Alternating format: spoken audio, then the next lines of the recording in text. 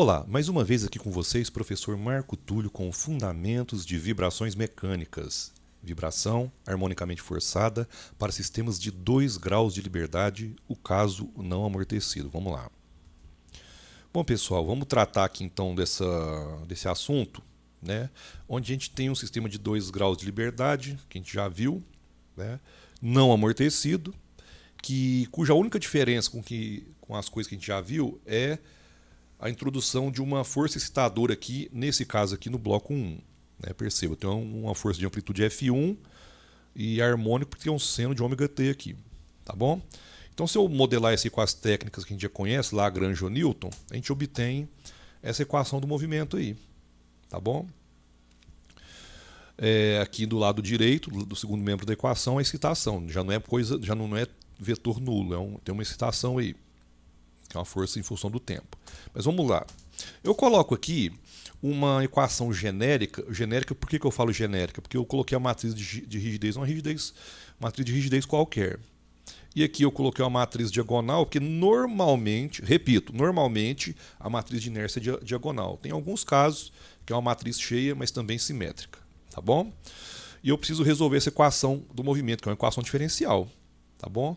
E para isso eu preciso assumir uma resposta. No caso aqui a gente assume uma resposta que é composta por um vetor de amplitudes x1 e x2 maiúsculo, que multiplica o seno de ômega t. Tá bom? E se eu derivo isso aí duas vezes, eu obtenho aceleração. Por que eu faço isso? Porque eu vou substituir essas duas informações aqui na equação do movimento aqui em cima para resolver. Então, fazendo isso, eu chego nessa configuração aqui. Tá bom? Perceba que o seno de ômega t ele é comum para todo mundo, primeiro e segundo membro. Tá certo? Então isso eu posso cortar. Então, eu reorganizando essa expressão, eu chego na seguinte configuração aqui. Tá bom? Onde essa primeira matriz aqui já é conhecida nossa. E ela se chama matriz de impedância mecânica. A maioria dos livros aí trata como Z, né? Z de ômega, né? Ou seja, Z em função de ômega. Tá bom? Então vamos fazer uso dela. Bom, eu repeti a expressão aqui. Então, para eu resolver esse caso aqui, o que é resolver esse caso aqui? É determinar as amplitudes x1 e x2 maiúsculo.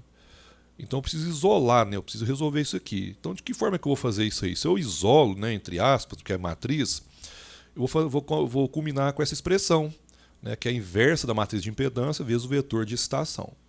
Tá bom? Então, tem várias técnicas para a gente resolver, para inverter matriz. Aqui é apenas uma delas, né? Que é simplesmente a razão da matriz adjunta sobre o determinante dessa matriz.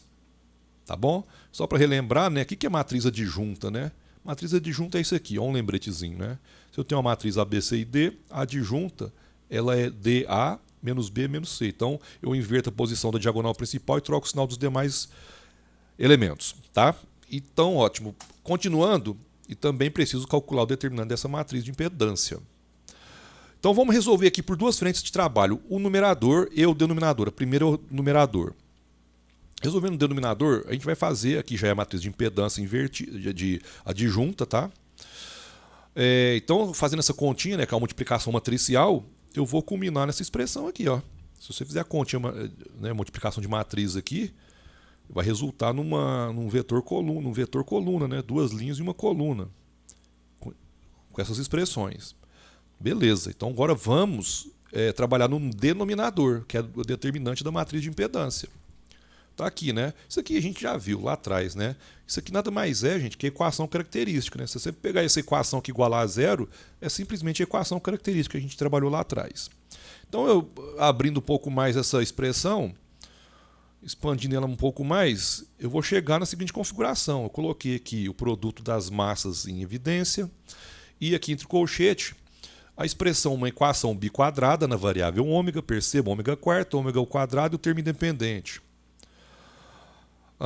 Então, olha só, eu tenho aqui o que acompanha ômega quarta é 1 e aqui os coeficientes para ômega 2 e o coeficiente independente. Tá certo? Como eu sei que isso aqui é a equação característica, então as raízes da equação característica é ômega 1 e ômega 2, ou seja, a frequência natural para o primeiro e o segundo modo.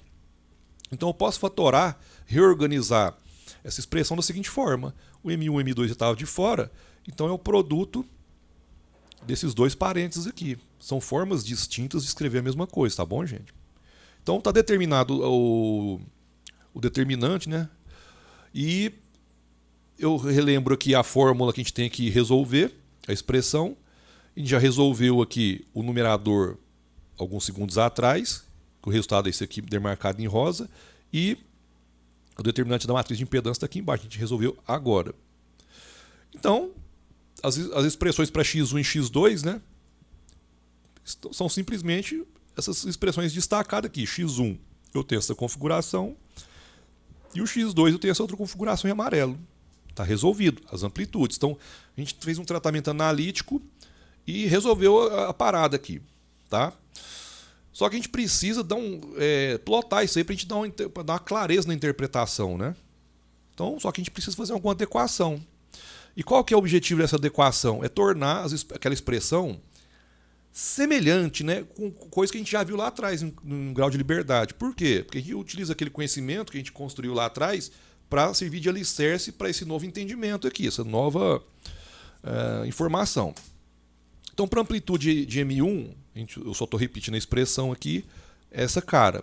Então, olha só, eu tenho um F1 aqui, que se eu passar esse F1 dividindo aqui, ó, o que vai acontecer? E se eu, além disso, eu passar o F1 dividindo e multiplicar os dois membros pela mesma coisa? Eu não mudo nada, não mudo nada. Então é o que eu fiz aqui, ó. Passei o F1 dividindo e multipliquei ambos os membros por K1. Quem que é K1? É a rigidez da primeira molinha lá. Poderia ter multiplicado por K2, K2. O que importa é o seguinte, o que eu multiplicar de um lado tem que multiplicar do outro. Então por isso que eu demarquei aqui, destaquei em vermelho. Está feito.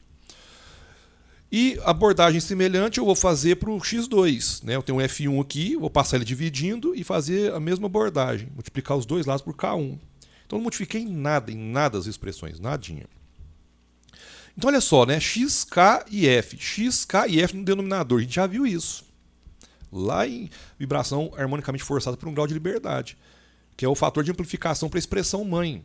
Só vocês voltarem lá, vocês vão ver. Então olha só, isso é familiar para nós. Isso é familiar para nós. E isso é um tratamento que a gente dá, que é um tratamento adimensional. Se você pegar aqui, ó, unidade de força com unidade de força, adimensional. Aqui, ó, eu deixo de exercício para fazer o balanço de unidades. Aqui em cima vai ficar Newton por metro ao quadrado e embaixo vai ficar Newton por metro quadrado. Corta, corta, adimensional. Então é um tratamento adimensionalizado que é muito conveniente para as nossas análises aqui. Tá? Não é mandatório, mas é muito conveniente. Tá bom? Então vamos plotar isso aí. Então, eu plotei x1 e x2, ó, já com os fatores de amplificação já. x1 e x2, ou seja, aqui tem a ver com bloquinho 1, aqui tem a ver com bloquinho 2, tá? Na base da frequência aqui, né? E percebe que eu utilizei também razão de frequência aqui, né? Eu dividi por ômega 1, que é a frequência natural do primeiro modo. Então, para essa posição, tem a frequência natural do primeiro modo e aqui a frequência natural do segundo modo. Tá bom? Só que vocês estão vendo aqui que tem parte negativa, que vem lá do menos infinito, vai para o mais infinito. Por que estoura? Porque o sistema é não amortecido. Tá bom? Aqui vem do menos infinito, depois volta para o menos infinito. Eu quero rebater isso aí tudo, espelhar isso tudo para o lado positivo. Então, é justamente isso aqui. A gente fez isso lá atrás. Tá? Então, olha que interessante, né? Eu tenho uma informação nova aqui, né? As posições das frequências naturais e a razão de frequências. Tá? Só que eu tenho uma informação interessante. Olha só aqui, ó. Essa curva aqui, ela toca o zero. Lembrando, não perca de vista, que esse aqui é o movimento do bloco 1. Tocou zero. Ó, se tocou zero, se K1 é constante e F1 é constante, para tocar em zero, o X1 tem que ser zero. Ou seja, o movimento daquele bloco tem que ser zero. Isso, gente, é a antirressonância. O que é antirressonância na prática? É isso aqui que está acontecendo no GIF animado aqui, ó. Ressonância a gente já sabe o que é. A amplitude cresce para o infinito, ou para um valor muito alto quando o sistema é amortecido. Então aqui a força harmônica aqui, ó, atuando em 1. E olha, perceba quem está se movendo, só 2. Graficamente a gente vê isso, ó. X1 está parado aqui, enquanto X2, olha só, X2 aqui, ó, ele tem um valorzinho, tá?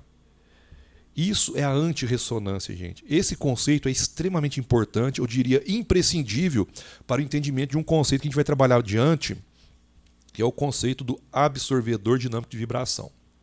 Tá? Muito importante. é um dispositivo de controle passivo. A gente vai trabalhar isso aí, tá bom? Então vamos continuar aqui. Antirressonância, conceito importantíssimo, novo para nós, né? E temos as ressonâncias que a gente já viu. Só que no caso lá a gente já tinha 1 grau de liberdade, um pico só. Aqui eu tenho 2 ressonâncias. Se tivesse 3 graus de liberdade, 3 e assim por diante, tá bom? As ressonâncias. Como a gente tem razão de frequências, ou seja, lá em 1 grau de liberdade era ômega por ômega n.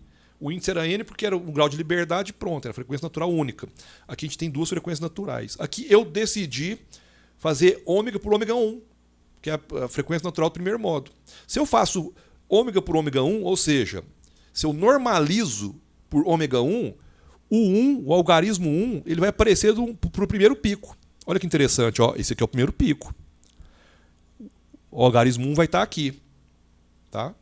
E é esse o conceito. Agora, se eu fizer ômega dividido por ômega 2, dá também? Dá. Bora lá.